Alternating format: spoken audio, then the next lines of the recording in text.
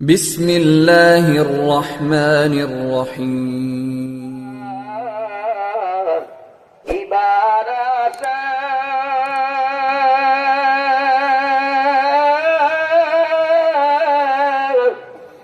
গুরি আমি দেশ বিদেশে সরমনার ময়দানে করলাম বিছানা উজানির ময়দানে করলাম বিছানা আল্লাহ আল্লাহ।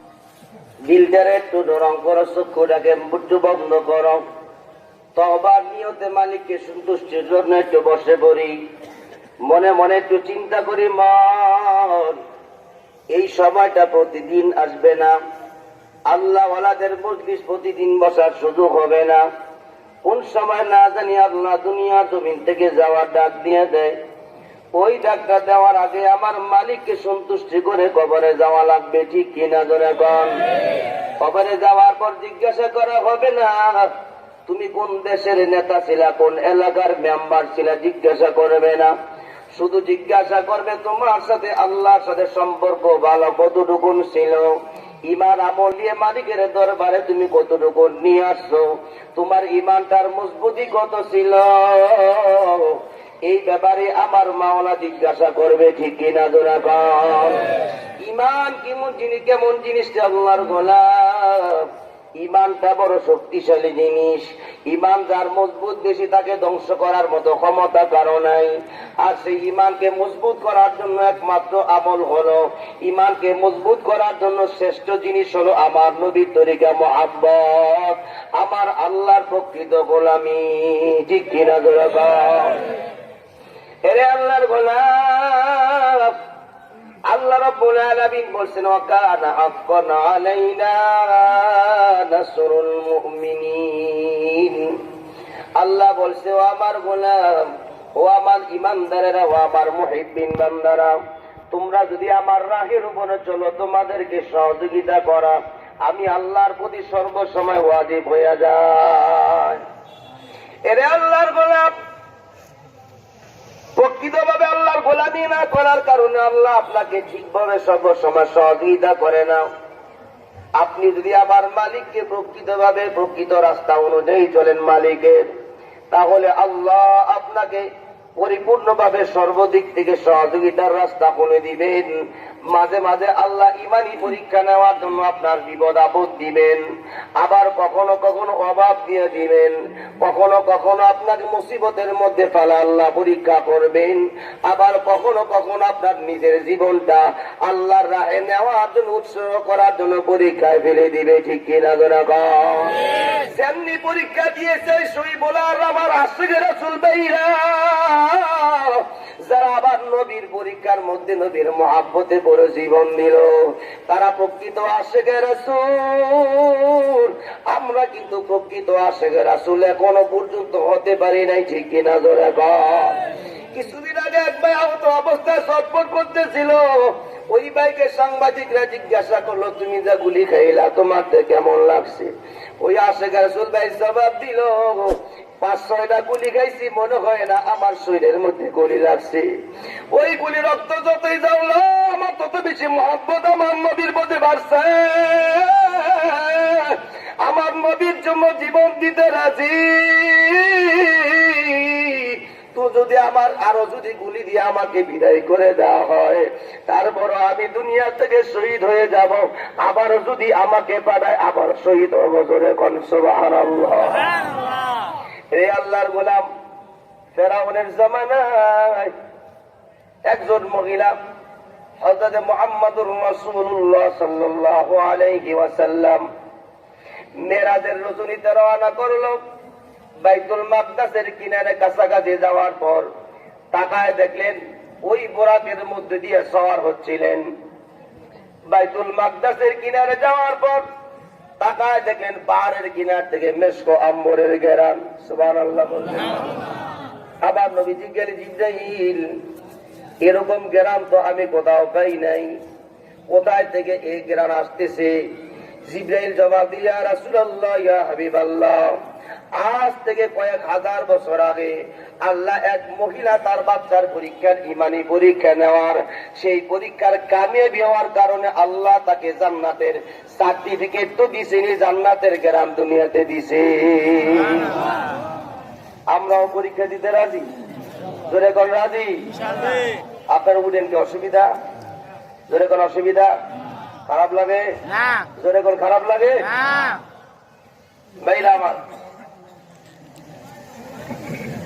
আল্লাহর নবী সাল্লাল্লাহু আলাইহি ওয়াসাল্লামকে জিজ্ঞাসা করলেন, নবী ঘটনা আপনারা জানাবনি? নবী বলে, অবশ্যই জানাও। ইবনে কাসিরের মধ্যে খুব সুন্দর করে ঘটনা উল্লেখ করা আছে। নবী সাল্লাল্লাহু আলাইহি ওয়াসাল্লামকে জিবরাইল জানাইলেন, ওগো নবী, আজ থেকে কয়েক হাজার বছর আগে ফেরাউনের মেয়ে চুল আশ্রয় দেওয়ার জন্য একটা বান্দি নিয়োজিত করা হয়েছিল। ওই বান্দি ফেরাউনের মেয়ে চুল আশ্রয় দেওয়ার জন্য কাজে নিয়োজিত থাকত।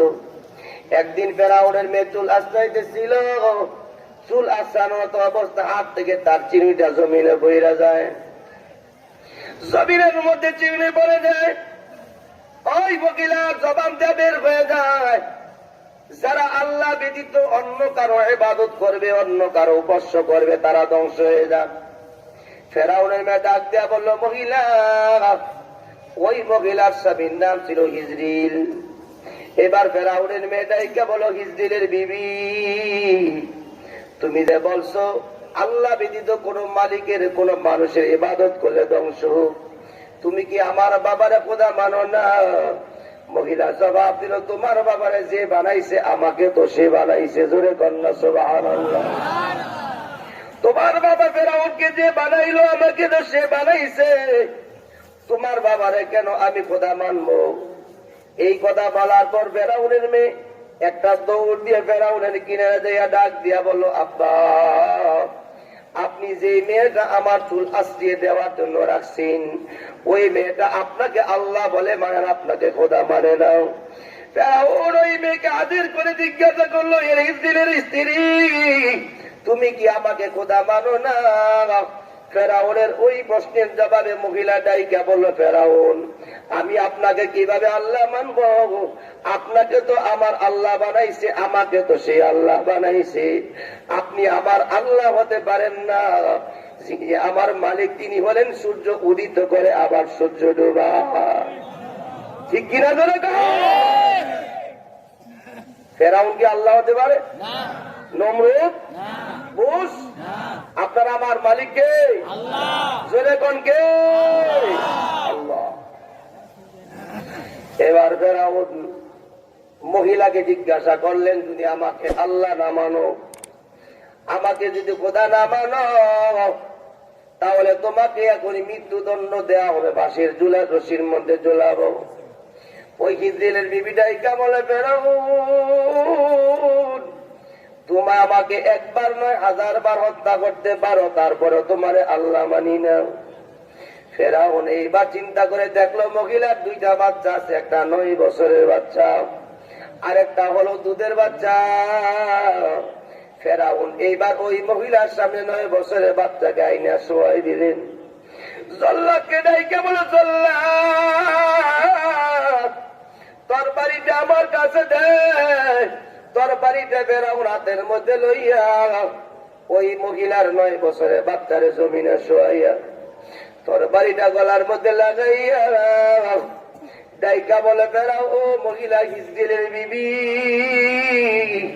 তুমি আমার খোদা মানো, অন্যথায় তোমার 9 বছরের মেয়েটাকে হত্যা করে ফেলবো। মহিলার মেয়েটা মা মা বলে কান্দে।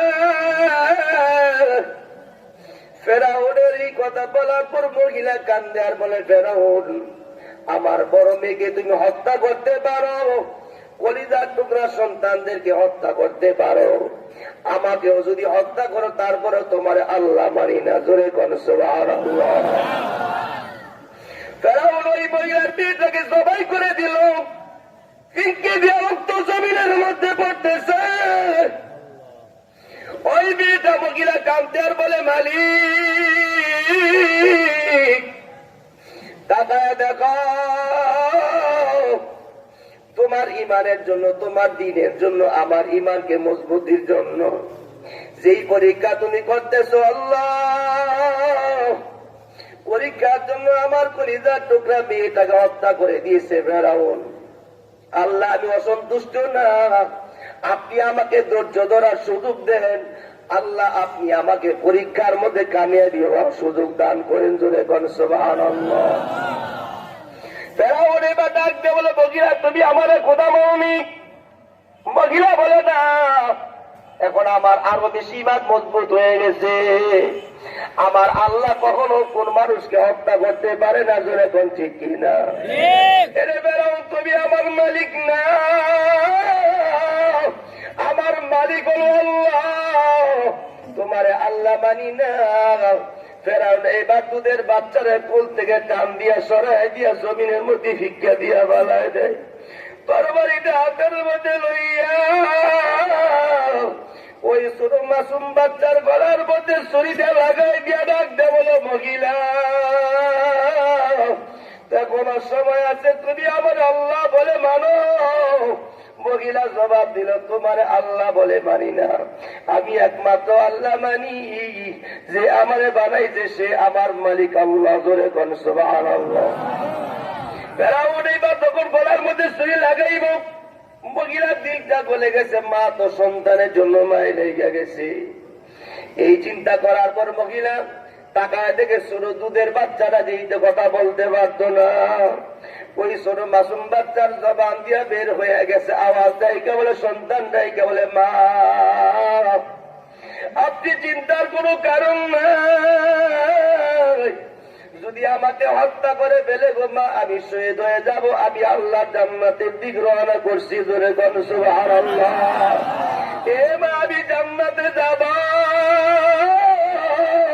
তুমিও জান্নাতে যাইবারে মা, আমি জান্নাতের ওপারে গিয়ে তোমার জন্য অপেক্ষায় থাকবো। জোরে জোরে বলুন সুবহানাল্লাহ। ফেরাউন ওই বাচ্চাটাকে দুধের বাচ্চারে জবাই করে দিল, ফিঙ্কি দিয়া রক্ত পড়তেছে, ওই ছোট মাসুম বাচ্চা হাত পা লড়ায় ছটফট ছটফট করতেছে। মহিলা কান্দার বলে, মালিক তাকায় দেখো আমার ছোট ছোট দুইটা বাচ্চারে শহীদ করে দিছে রে আল্লাহ, তুমি সাক্ষী দেখাও আল্লাহ আপনার প্রতি আমি খুশি। জোরে জোরে বলেন সুবহানাল্লাহ। পরবর্তীতে ওই মহিলা শহীদ করে দিয়ে তাদের মা বাচ্চাদেরকে একসাথ করে পাহাড়ের গর্তের মধ্যে যখন চাপা দিয়া রাখলো, ওই দিন থেকে ওই গর্ত থেকে মেশকো আম্বরের গ্রাম সরাইতেছে। জোরে জোরে বলেন সুবহানাল্লাহ। এরে আমার যুবক ভাই যারা আছে, যে রাসূল দাবি করো, তারা কিন্তু প্রকৃতভাবে আল্লাহর জন্য, নবীর জন্য ইমান কিন্তু মজবুত করতে পারো নাই। এখনো সময় আছে, যদি আল্লাহ রাব্বুল আলামিন আবার সুযোগ দেয়, আপনি আর আমি মাথার পাতে কাপড়ের কাপড় বেঁধে আমার সাহেব যদি আবার পল্টনে বা রাজপথে নামার জন্য ডাক দেয়, আশেক রাসূল হইয়া নিজের জীবনটাকে কে দেওয়ার জন্য তৈয়ার।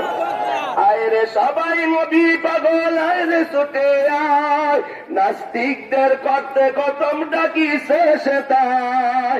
আয়রে সবাই নবী পাগল, আয়রে ছুটে আয়, নাস্তিকদের করতে কতম ডাকি শেষে তাই। ঠিক না? ধরে করলে বেশি বাড়াবাড়ি, যাইতে হবে এদের সারি, সময় থাকতে তওবা করে আয় ইসলামে ছায়ায়। যারা নবীজিকে নিয়ে ব্যঙ্গ করে, তাদের দেব না এই দেশেতে ঠাই। ঠিক কিনা বলে? আমরা সবাই নবী সেবা ভয় করি না বুলেট বোমা, আমরা সবাই খোদার সেবা ভয় করি না বুলেট বোমা, আসুক যত বাধার পাগার কোনো দুঃখ নাই। কথা কথা ঠিক তাই রামা। আবার নবীকে নিয়ে কেউ যদি কটূক্তি করে, আবার আমার নবীকে কেউ যদি গালি দেয়, জীবন থাকতে চুপ করে থাকবো না, মাথার মধ্যে কাপড়ের কাপড় বেঁধে সারা ডাক দিলে হাত করে বসে থাকবো না। কে কে তো হাত তুলে দেখাই, আল্লাহ কবুল করুক। জোরে কোন আমি বাইরা আমার সেই নবীর মাদ্রাসা লইয়া ঠিক কিনা ধরে কর। আজকে আমার চতুর্দিক থেকে বাংলাদেশের মধ্যে মাদ্রাসাকে বন্ধ করে দেওয়ার জন্য ষড়যন্ত্র করতেছে, ঠিক বলি নাই? আমার নবীকে নিয়ে কটূক্তি করে, কিন্তু বাংলাদেশের প্রধানমন্ত্রীর বাবারে কটূক্তি করলে ফাঁসি দেয়, তার প্রতি আইন হয়। কিন্তু আমার নবী কি মরহুম সেই বাংলাদেশের যিনি স্বাধীনতার জন্য যিনি নিরস কাজ করেছেন, যার উদ্যোগে যার ত্যাগের বিনিময়ে আমরা এই দেশ পেয়েছি, সেই মুজিবুর রহমান কি আমার নবীর থেকে ছোট না বড়? যেরকম বড় না ছোট? তাহলে আপনি যদি প্রকৃত ইমানদার হতে হন, তাহলে আপনার ভিতরে নবীর প্রতি মা থাকা দরকার, ঠিক কিনা দরকার? আপনার সেই পালিত আমার জনগণের টাকায় লালিত আপনার সেই কি বলবো মানুষ বলতে মনে চায় না, ঠিক কিনা দরকার? মানুষের কাজে হতে পারে না। আমার নবীর প্রতিবাদে রাজপথে নেমে গেল, যারা অন্যায় করেছে তাদেরকে প্রতিহত না করে সর্বসাধারণ নিরালা আমার সেই সরলা মনের আশেক রাসূল মুসলমানদের উপরে কিভাবে তুমি গুলি চালাইলা? তোমার ভিতরে এতটুকু দরদ হলো না, এরা তোমার ভাই হতে পারে, ঠিক কিনা তোরা? আমার আজকে নাস্তিক মুদ্দাররা আমার বাংলাদেশের আমার নবীর মাদ্রাসার দিকে বাঁকা নজরে তাকায়। তারা বুঝাইতে চায় বাংলাদেশের মধ্যে মাদ্রাসার দরকার নেই, ঠিক কিনা? ওরা চায় না মাদ্রাসা থাকুক, কারণ মাদ্রাসা থাকলে আলেম থাকবে, আর আলেম থাকলেই তারা যা বলবে তার প্রতিবাদে ওলামায়ে কেরাম নেমে যাবে রাজপথে, ঠিক বলি নাই? এরা চাচ্ছে মাদ্রাসাগুলো বন্ধ হয়ে যাক। আমরাও কি চাই? কে কে চান হাত তোলেন তো? ওই দিয়ে উঠে ফেলেছে জোশের মধ্যে আবার হুশ ঠিক রেখেন। হ্যাঁ, মুসলমান বেহুশ হলে চলবে না, ঠিক কিনা ধরে চান? মুসলমান কি বেহুশ হতে পারে? মুসলমানদের হুশ ঠিক থাকতে হবে। যখনই বাতিল আপনার বিরুদ্ধে চড়া হবে, আপনার সজাগ দৃষ্টি রেখে চতুর্দিক থেকে সজাগ হয়ে আপনি পা বাড়াইতে হবে, যাতে লাঠি না ভাঙে সাপ মরে, ঠিক কিনা ধরে? আল্লাহ বুঝার তৌফিক দান করো, জোরে কোন আমিন, আরো জোরে কোন আমিন। আল্লাহর রাস্তায় চললে আল্লাহ বলছেন ওয়াকানা হাক্কান আলাইনা নাসরুল মুমিনিন। আল্লাহ বলে আমার রাস্তায় যদি তুই চলস তাহলে তোকে সহযোগিতা করা আমি আল্লাহর প্রতি ওয়াজিব হয়ে যায়। সুবহানাল্লাহ। আল্লাহ সহযোগিতা চাইতো ইনশাআল্লাহ, আমরা জোরে কোন চাইতো? কেমন সহযোগিতা আল্লাহ করেন জানা দরকার আছে না? যেরকম জানা দরকার আছে না? আপনারা তো খালি বলবেন নবীদের কি মনে সহযোগিতা করে, আমগো কি আর আল্লাহ সহযোগিতা করবে? এরকম বলবেন না অনেকে? নামাজ পড়তে পড়তে কত বছর ধরে করি, আল্লাহ আমার কথা শোনে না, যেরকম কয়নি?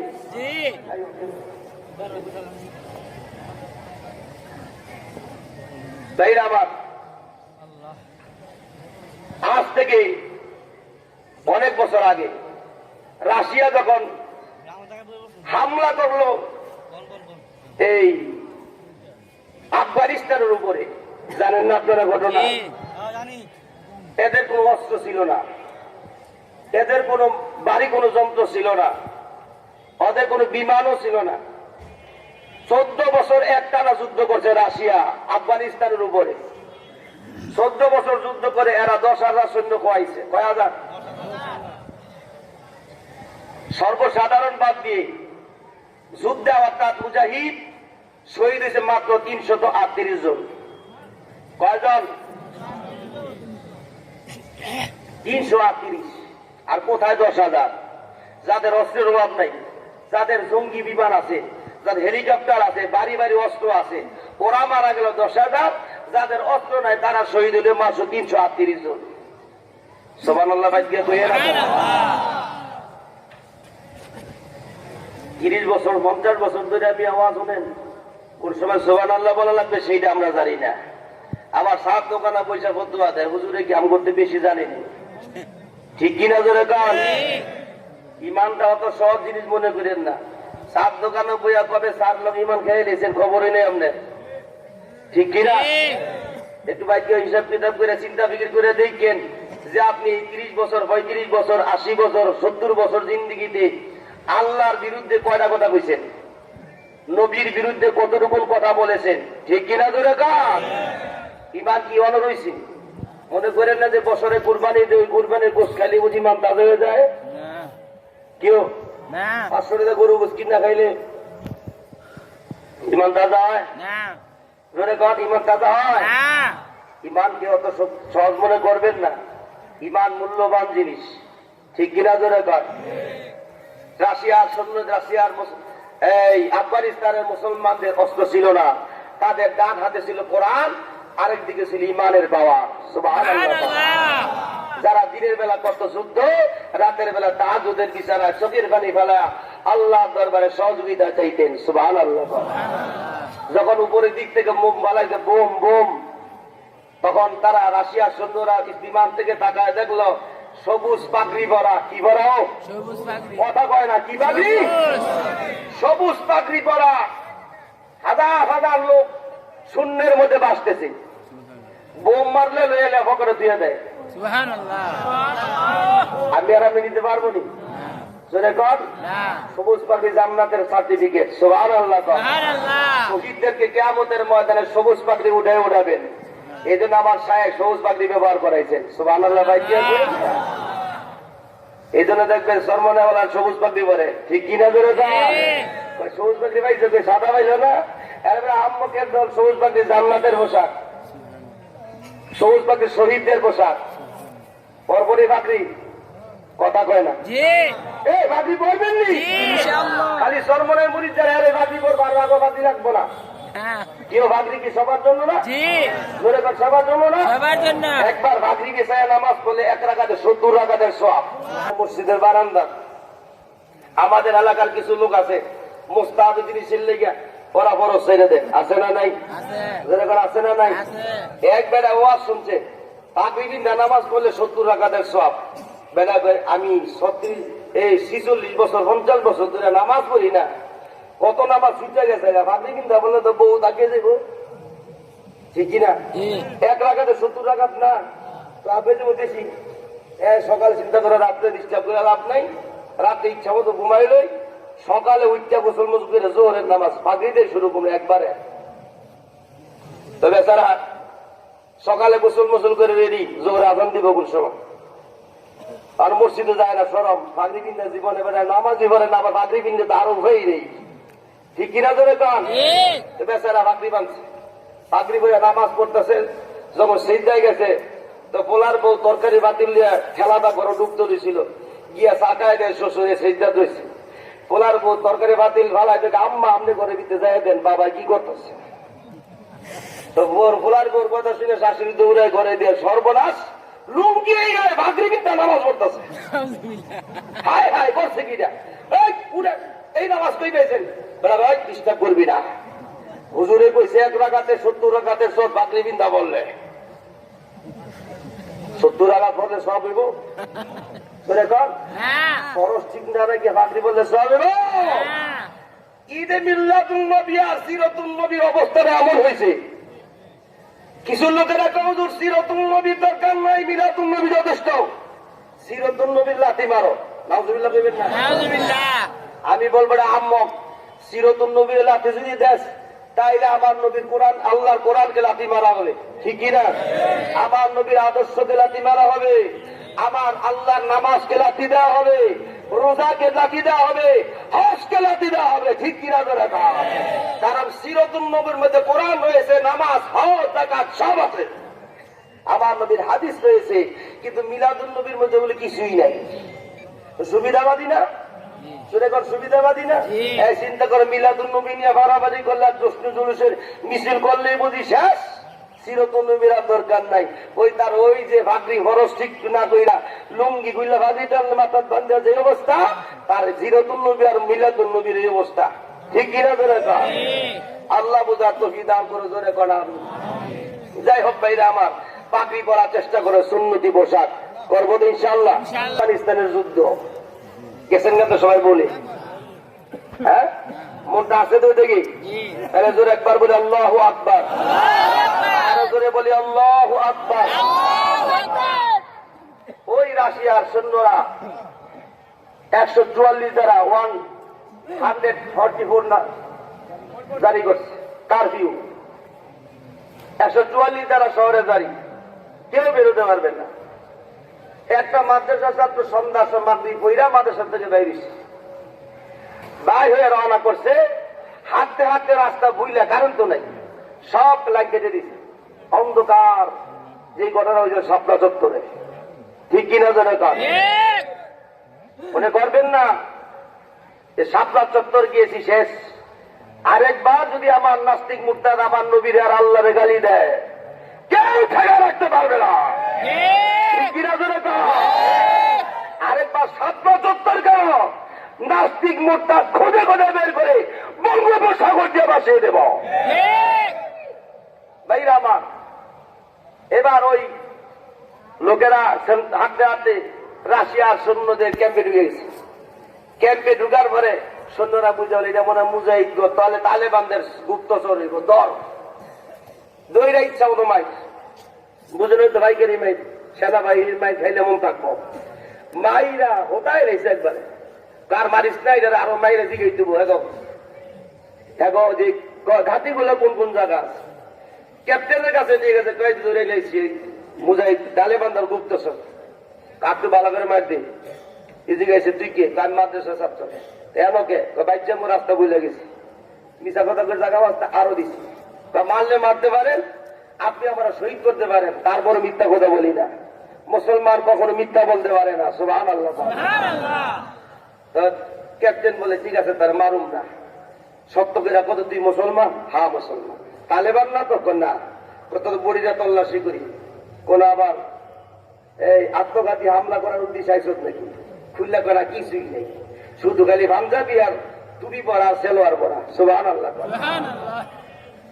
এবার জিগাইলেন তখন আর কোরআন শরীফ আছে আছে কোরআনের নাকি অনেক পাওয়ার আছে কোরআনের পাওয়ার নাই কোরআনের মালিকের পাওয়ার আছে ঠিক কিনা ধরে এই কোরআন কার ধরে কোন কার এই কোরআন এই জায়গায় শিক্ষা দেয় সামনে যামুনি যাবো কষ্ট দিতেছে আপনাদের বাইরে আমার এবার কতারে সাইরা দেবো তুই যদি কোরআনের একটা পাওয়ার দেয় তার ছেলেকে পাওয়ার ক্ষমতা দেওয়ার মতো ক্ষমতা আমার ক্ষমতা কে দেখাইব আল্লাহ এই ছেলেটা বলল আপনারা আমাকে মারবেন না 2 রাকাত নামাজ পড়ার সুযোগ দিলে একটু পানি দেন একজন সৈন্য গিয়া তারে পানি দিলেন ওই ছেলেটা অজু করে 2 রাকাত নামাজ আদায় করে ডাক দিয়া বলো আল্লাহ আপনি সারা ক্ষমতা কারো নাই আপনি সবকিছু দেখানোর মালিক আল্লাহ মেহেরবানি করে আপনি আমি কোরআনের বরকতে একটা মুজিজা একটা কেরামতি দেখায় দেন যে কেরামতের কারণে গোটা এই ক্যাম্পের সব ইহুদি নাসারা আল্লাহর আপনার দুশ্মনরা মুসলমান হয়ে যায় আবার ইচ্ছা করলে আপনি তাদের মধ্যে আপনি আমাকে শহীদ করে দিতে পারেন আপনি বাঁচানোর মালিক আপনি আমাকে আবার শহীদ করানোর মালিক আপনি যা ভালো মনে করেন তাই করবেন 2 রাকাত নামাজ শেষ করে দোয়া পড়লেন এই ছেলেটা কঙ্কর হাতের মধ্যে লইয়া কিছু মুষ্টি পাথর হাতের মধ্যে লইয়া আসমানের দিক তাকায় বড় নিঃশ্বাস নিয়ে দোয়া করলেন করতে লাগলেন ওয়ামা রামাইতা ইয রামাইতা ওয়ালাকিন্নাল্লাহ রামা আয়াতের অর্থ আল্লাহ বলতেছেন আপনি মারেন নাই বরং আমি মারছি জোরে কোন সুবহানাল্লাহ ছেলে বইরা মাত্র বুঝিল ওয়ামা রামাইতা ইয রামাইতা ওয়ালাকিন্নাল্লাহ রামা বইলা মাত্র ফুক দিছে ট্যাঙ্কার ব্যাংকার যত ছিল সব মুহূর্তের ভিতরে পলক হয়ে আগুন ধরে গেছে জোরে কোন সুবহানাল্লাহ সাথে সাথে গোটা ক্যাম্পে যত ট্যাঙ্ক ছিল যত ব্যাংকার ছিল যত মারণাস্ত্র ছিল সব দাউ দাউ করে আগুন ধরে গেছে জোরে কোন আল্লাহু আকবার কে দেখাইছে জোরে কোন কে দেখাইলো আর অতএব আমি আপনাদেরকে বলতে চাই, এই ঘটনা দেখা 2000 রাশিয়ার সৈন্য সাথে সাথে কাম্বা করে মুসলমান হয়ে গেছে। ওখান থেকে রাশিয়ার পরাজয় শুরু হয়ে গেছে। ভাইরা আমার, সেই কোরআন শিক্ষা দেওয়া হয় এই মাদ্রাসায়। এই কোরআন যতদিন থাকবে আশেপাশের যত কবরস্থান আছে তেলাতের বরকতে মাফ হয়ে যাবে। একটা মাদ্রাসার ছাত্র আলেম যদি কবরে গিরে যাইতে গেল 40 দিন পর্যন্ত কবর আযাব আল্লাহ বন্ধ করে দেন। ভাইরা আমার, তাইলে মাদ্রাসা থাকার দরকার আছে না নাই? মাদ্রাসা থাকার দরকার আছে না নাই? জোরে কোন দরকার আছে না নাই? মাদ্রাসা থাকবে কিভাবে? মাদ্রাসা থাকতে হলে আপনার পকেটে টাকা লাগবে, আপনার জানের পরিশ্রম লাগবে। ঠিক কিনা জোরে বাপ? মাদ্রাসার জন্য 3টা জিনিস দরকার। কয়টা?